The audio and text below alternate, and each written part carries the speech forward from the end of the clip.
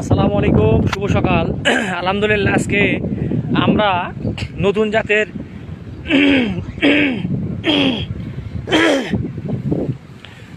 জাতের ধান বিনা 26 রোপণ করতেছি। আমরা লাইন করে সারিবদ্ধভাবে আমাদের এই বিনা 26 ধান আজকে আমরা রোপণ করতেছি। আমরা এই চারা বপন করেছিলাম 15ই আষাঢ় এবং আজকে রোপণ করতেছি 12ই শ্রাবণ।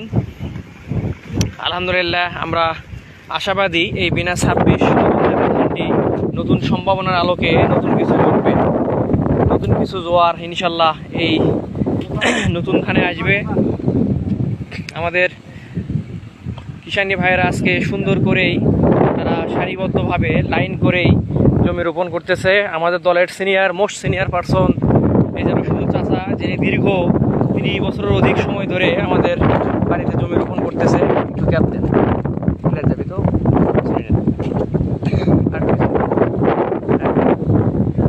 আমরা সেই লক্ষ্য নিয়েই আজকে নতুন সম্ভাবনার আলোকে এই বিনা 26 ধান আমরা রোপণ করতেছি। আমরা আশাবাদী ভালো ফলাফল পাবো, কাঙ্ক্ষিত ফলাফলের লক্ষ্য নিয়ে ইনশাল্লাহ আগামী নতুন সম্ভাবনা, নতুন দিগন্ত, নতুন ধান ফলাফল পাবো।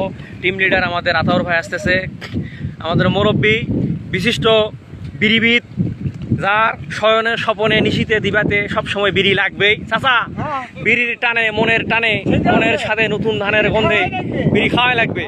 চাচা ঠিক বলেছে, বিড়ি খাওয়াই লাগবে। দেখেন প্রত্যেকের মুখে বিড়ি, সুগন্ধি জাতের বিড়ি, কিন্তু ভাই এটা যেন তেন বিড়ি নয়। সবাই ভালো থাকবেন, সুস্থ থাকবেন। আবারও দেখা হবে নতুন কোনো সম্ভাবনাময় ধান নিয়ে।